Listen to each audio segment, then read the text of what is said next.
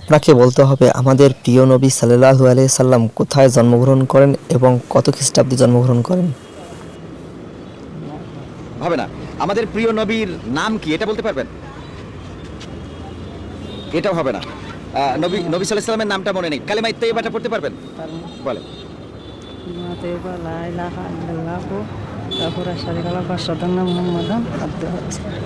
এটা কালেমা তাইয়্যিবা হয় নাই। কালেমা তাইয়্যিবাতে ঢুকে গেছে শাহাদাতের মধ্যে। কালেমা তাইয়্যিবা হলো লা ইলাহা ইল্লাল্লাহু মুহাম্মাদুর রাসূলুল্লাহ সাল্লাল্লাহু আলাইহি ওয়াসাল্লাম। আমাদের প্রিয় নবী সাল্লাল্লাহু আলাইহি ওয়াসাল্লাম আসলে 570 খ্রিস্টাব্দে মক্কায় জন্মগ্রহণ করেছিলেন এবং তার নাম হলো হযরত মুহাম্মদ সাল্লাল্লাহু আলাইহি ওয়াসাল্লাম। মনে থাকবে আগামীতে? নামাজ পড়েন আন্টি? আপনার জন্য এক বোতল সয়াবিন তেল। আপনার পড়াছে একদম সহজ প্রশ্ন, উযু ও গোসলের মোট ফরজ 7টি। বলতে হবে উযুর কয় ফরজ, গোসলের কয় ফরজ।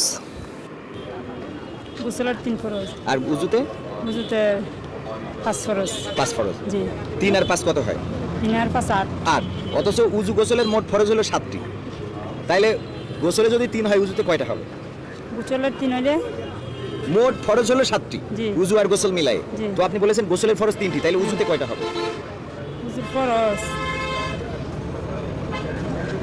ওযুর ফরজ তো একটি। একটি। জি। উযু আর গোসলের ফরজ হলো 7টি। কয়টি? 7টি। তো গোসলের ফরজ কয়টা বললেন? একটি।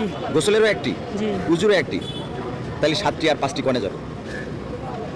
উযু আর গোসলের মোট ফরজ হলো 7টি। জি, জি, জি। হ্যাঁ, এবার গোসলের ফরজ কয়টি? 8টা। গোসলের 8টা। জি। মোট 7টা হলো, গোসলের একটা, তো আরেকটা তো আবার যশোরতে ধার করে আইনে সিলেটে নিয়ে আসছে। হলো না। উযু আর গোসলের ফরজ হলো মোট 7টি, গোসলের ফরজ 3টি আর উযুর ফরজ হলো 4টি।